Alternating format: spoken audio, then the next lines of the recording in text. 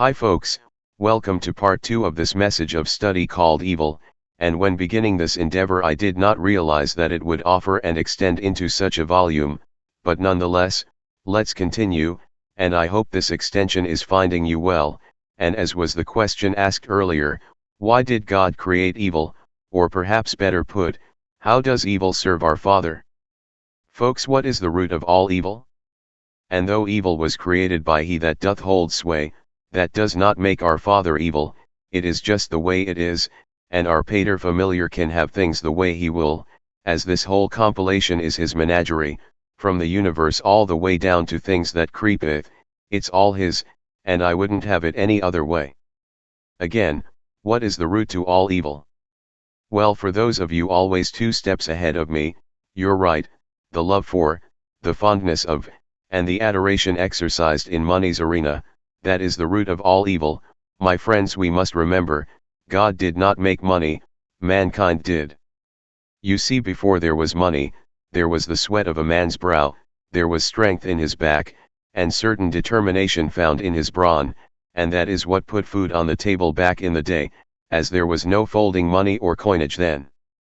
My so beloved familiars here, when the Bible speaks of money, it is sometimes called a piece of money, such as is found stated in this next series of verses, and you might find this account of Jesus and Simon Peter paying their stranger's tax quite interesting, as it reveals that Jesus lived with the disciple Peter for a time, after returning from the English Isles where he was a melter of metal, yea, a tinsmith and foundry worker, during the 18 years of his life that were missing from ta Biblia, yea, between the ages of 12 years old and 30 years old.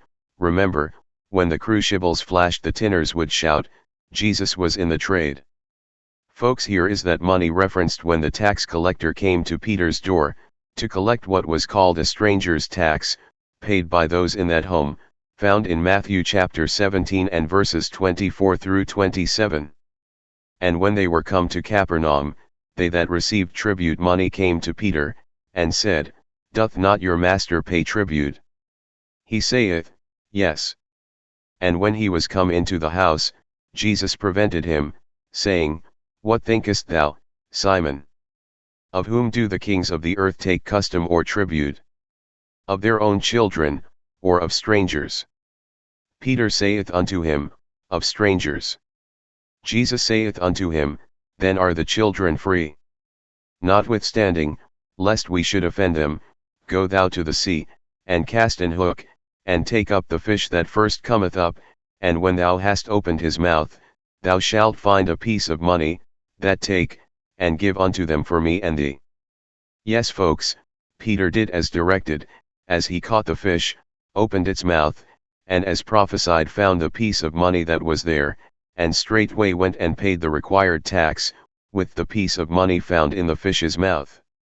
The following is yet another anecdote concerning a piece of money, namely a penny, when Jesus preached that famous lesson about rendering unto Caesar that which is due him, found spoken to in Matthew chapter 22 and verses 15 through 22. Then went the Pharisees, and took counsel how they might entangle him in his talk. And they sent out unto him their disciples with the Herodians, saying, Master, we know that thou art true, and teachest the way of God in truth, neither carest thou for any man, for thou regardest not the person of men. Tell us therefore, what thinkest thou? Is it lawful to give tribute unto Caesar, or not? But Jesus perceived their wickedness, and said, Why tempt ye me, ye hypocrites? Show me the tribute money. And they brought unto him a penny. And he saith unto them, Whose is this image and superscription? They say unto him, Caesar's. Then saith he unto them, Render therefore unto Caesar the things which are Caesar's, and unto God the things that are God's. When they had heard these words, they marveled, and left him, and went their way. Again let us ask ourselves, why did God create evil? Yea, the short answer is, for as to serve him. Folks, please forgive me for taking the long way around the barn, as I had stumbled upon this verse, in a prior study, and said that I would return to it, and here is the verse that I have been after since the onset of this message, found in the New King James Version of Ta Biblia, Proverbs chapter 22 and verse 2. The rich and the poor have this in common: the Lord is the maker of them all. Yes folks, God made the rich as well as the poor, and it was done for certain purpose. My friends, in the book, God makes it very clear that his eyes are on the poor, and he pays close attention to how others treat them, and our Father enriches some for as to help those less fortunate, called the least of these in ta Biblia.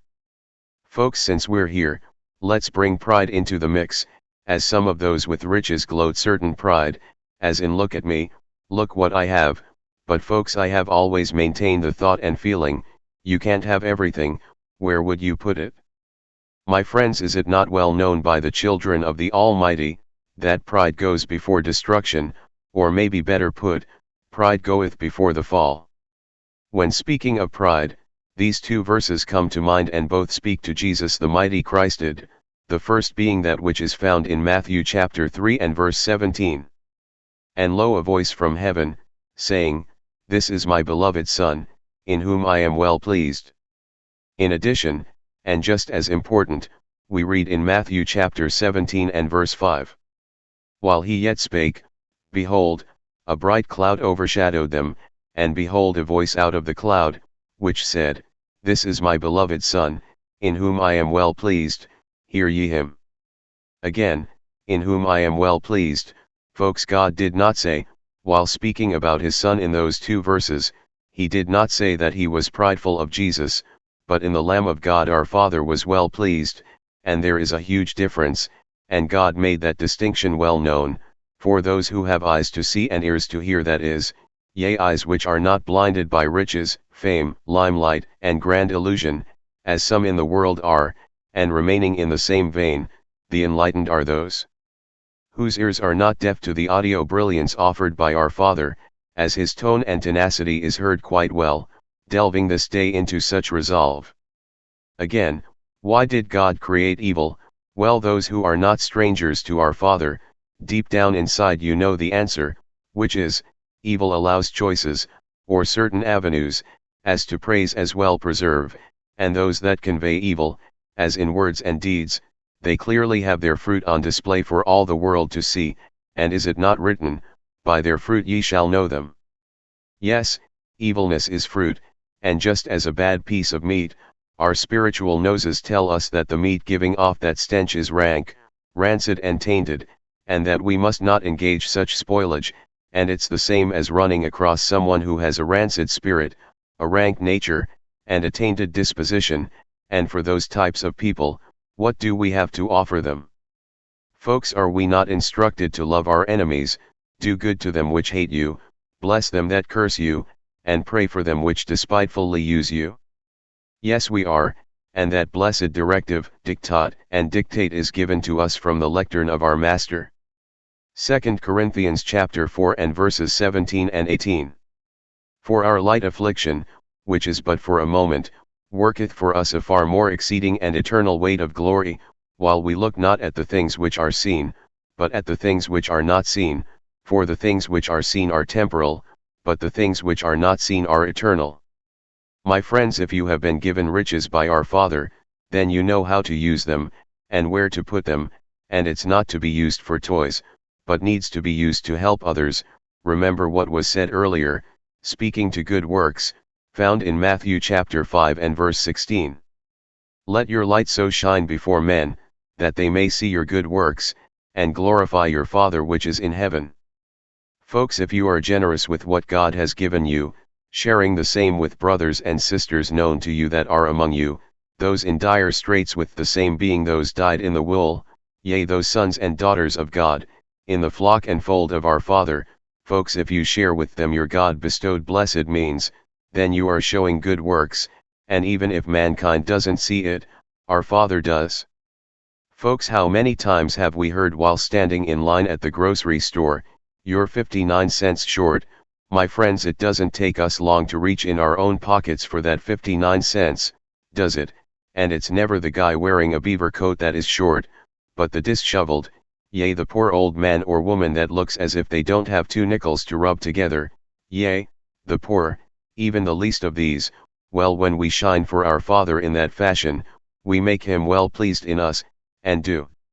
You think that God could have been nearby in that setting, offering us a chance to help someone, as in maybe God, with Jesus at his right hand saying, maybe they could be overheard by the heavenly hosts, things like, Lily will give him or her that 59 cents, or maybe it'll be JJ from JJ's painting reaching into her pocket for them, or Tim, we made sure he has a little extra this week, or maybe they will be talking about Demo Daddy or his twin brother Kenny from Kenny Money. They have the means as God provides for them at every turn, or maybe it'll be Caballero Idem coming through with the needed scratch as he has a heart of gold, or perhaps it'll be our brother here on YouTube named Daniel Boone, being talked about by the Father and the Son, and I can hear them now.